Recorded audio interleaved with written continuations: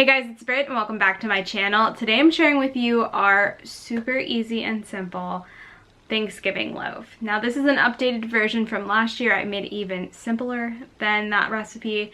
Literally this is the way I make it and it is so delicious and easy and you can use literally whatever you have on hand. So we're gonna jump into today's video. Pittsburgh, with daylight savings and everything, it gets dark super quick, so I am doing this directly after work. So I'm gonna try to hurry up. I didn't slice the meatloaf just because I'm in a rush to get this out, but it slices beautifully and I'll give you some tips and tricks on how to slice it and make sure that it doesn't just crumble. There is a little tip, and if you have extra time, I suggest making this the day before Thanksgiving, which is awesome because then who wants to worry about this on the day of? All right, this is gonna be our main for Thanksgiving, so we're jumping right into it. In our skillet, I'm just having some vegetable broth heat up. This is just what I'm gonna saute our vegetables in. Super simple and easy. You could also do water. So now for this, all of the measurements are linked in our description box down below and on our website, but this is so simple to remember. It's 1 cup of mushrooms, 1 cup of onion, 1 cup of celery, 1 cup of carrots. I just keep it very, very simple. So you're just gonna saute all of that. They're all diced. Until your onions are translucent and also your mushrooms are sauteed, cooked through. This is just really simple and easy, really quick. The hardest part for this whole recipe is really just chopping your vegetables, which you guys know I love about a recipe if that's the hardest part. So go ahead and just saute them, and then once it's done, you can set them aside. You want everything to be kind of cool to touch. You don't want anything to be really hot when we mix it all together. So this is really great to kind of grab even leftovers and do this with, or make this way ahead of time and just pull it out of the fridge if you already have stuff already prepped. So I have this all cooked and ready to go. And now what I'm gonna do is in a bowl, once it's cooled, is I'm gonna go ahead and just add in everything else to make our loaf. Super simple and easy. So this is all our vegetables we're going to use. You'll see I'm wearing gloves. It just makes it easier to mix this by hands. So if I have gloves, generally I'll just use them so I don't make a mess, but you can definitely mash everything together. I find that just getting your hands and working through it really just makes everything so much better combined. All right, so my vegetables go into a large bowl. And then here, really you can add whatever you'd like, which is fantastic. There are some grains. So I have 2 cups of grains, 1 cup of farro and 1 cup of teff. You can use whatever grains you like as long as you're using the same amounts.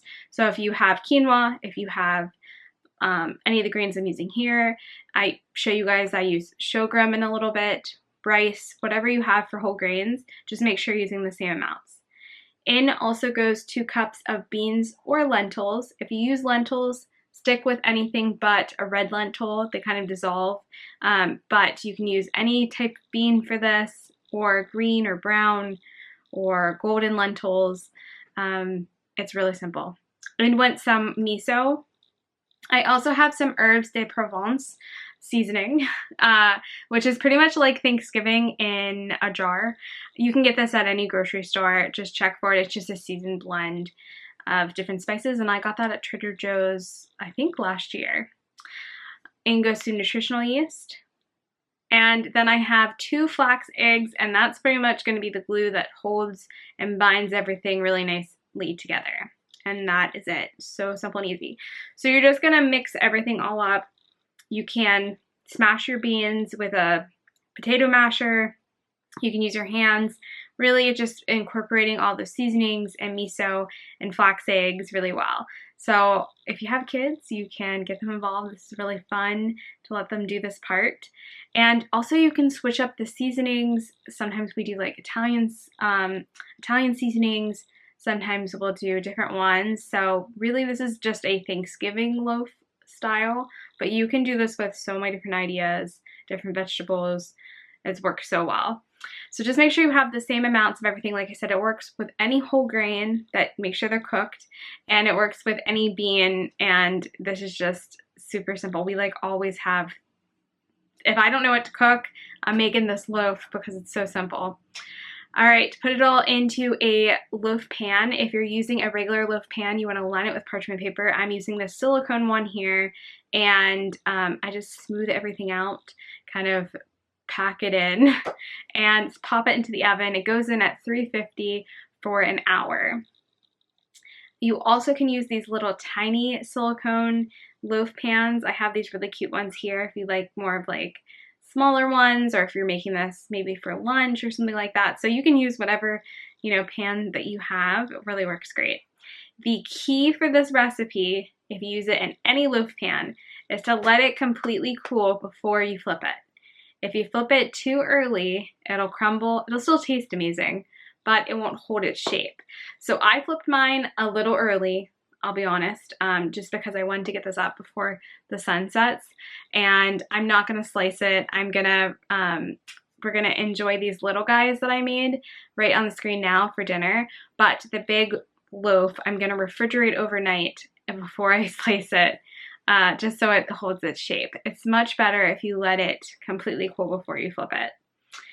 It'll just slice beautifully and everything else. If you can make this the day before, and just keep it in your refrigerator, and then you can reheat it before you serve it, that's even better. That's usually the way that we do it on the day. But you can see it looks so beautiful, and it really works with any whole grain or bean, which is why I love this recipe so much, because it's just like whatever you have on hand, you can use. Really, it just tastes like stuffing. It is so delicious. And here I used chickpeas, and I used sorghum and farro for the little ones, and it works great. I know you guys are going to enjoy this one. We usually will do this on a beautiful platter. You could put some fresh herbs on top. You can put a glaze on top. You can put mashed potatoes on top. There's so many different ways that you can kind of dress up this loaf. And like I said, if you refrigerate it, it will slice beautifully and not fall apart. And you can just reheat it when you're ready to have it. But I hope you guys enjoyed this recipe video. Make sure you leave us a comment down below. We're really close to 50,000 subscribers. So if you guys have not subscribed, please subscribe, because I make whole food plant-based recipes that are easy and simple and SOS free every week, multiple times a week. But I'm gonna dive in. Like I said, let it cool completely so it holds its shape, but I've already been snacking on the little guys. They're just so easy to pop in. It literally tastes like stuffing. You need to get that seasoning. It is so good. And then I love just using whatever whole grains that we have on hand, or beans.